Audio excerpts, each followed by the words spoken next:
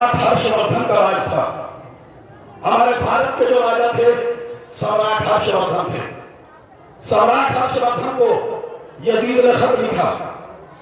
सम्राट हर्षवर्धन भारत के राजा महाराजा, मैं इस्लामी हुकूमत का वकील हूं और मैं तुमसे कहता हूं, मुझे अपने हिंदुस्तान के 5000 सिपाही दो।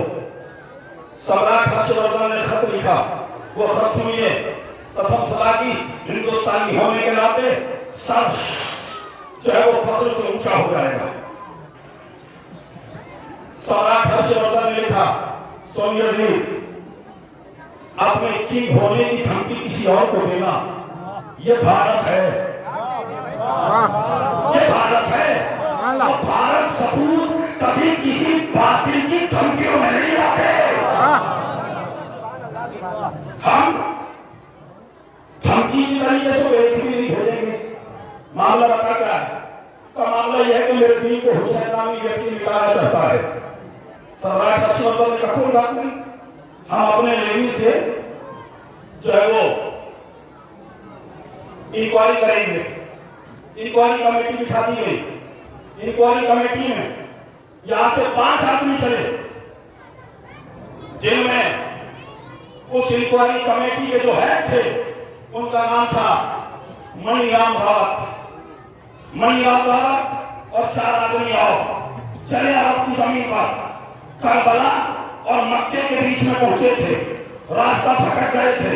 अचानक से हुसैन इब्न अली ने अपने भाई, मत संभालिएगा जुमला, अपने भाई हजरत अब्बास से कहा, अब्बास देखो वो हिंदुस्तानी डेलीगेशन आ रहा है,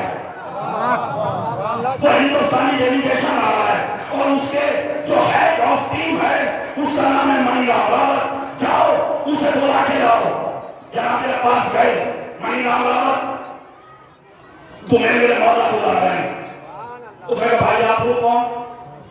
हम तो आप धरती पे पहली बार आए हैं, हमारा नाम भी कोई नहीं जानता।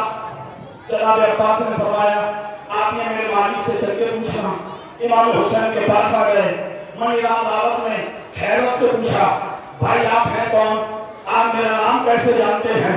इमाम हुसैन ने जवाब दिया, मणिराम रावत, अगर तुझे मेरी मारिफत होती तो तू सवाल न करता, मगर मैं तुझे बता दूं, मैं तेरा नाम भी जानता हूं, मैं तेरे आने का काम भी जानता हूं, जिस वजह से तू आया मैं वो भी जानता हूं। तो वजह बताओ क्या है? यजीद नामी एक व्यक्ति ने खत लिखा तुम्हारे महाराजा को, उसने तुम्हें इंक्वायरी के लिए भेजा है, जाओ बता देना जो यजीद ने लिखा वो झूठ है, मेरा नाना है उसका नाना नहीं है।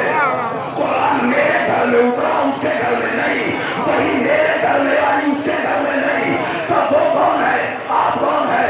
तब बस मुख्तसर लफ्जों में इतना सुन लो, इतना सुन लो, इतना सुन लो, उसका बाप शराब खानों में पैदा हुआ, मेरा बाप का बेहुदा में पैदा हुआ।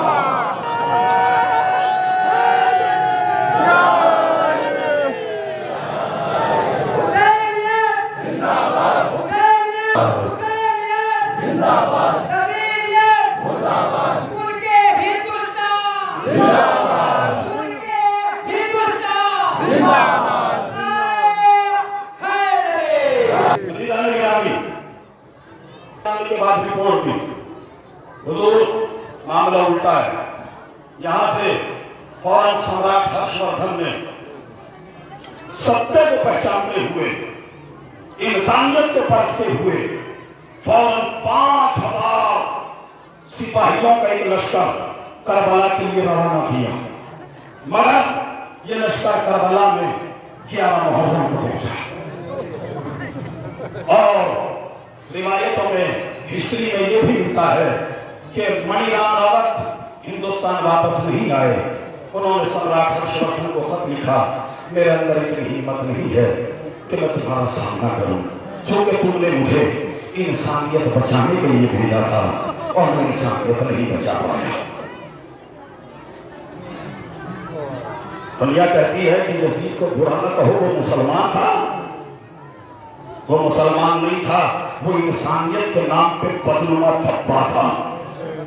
और इसे मैं नहीं कह रहा हूं, शुरू की मजलिस में वाकया शुरू किया था, मगर फिर बात कहीं और निकल गई थी। अब वो वाक्य सुनिए और यही से मसाला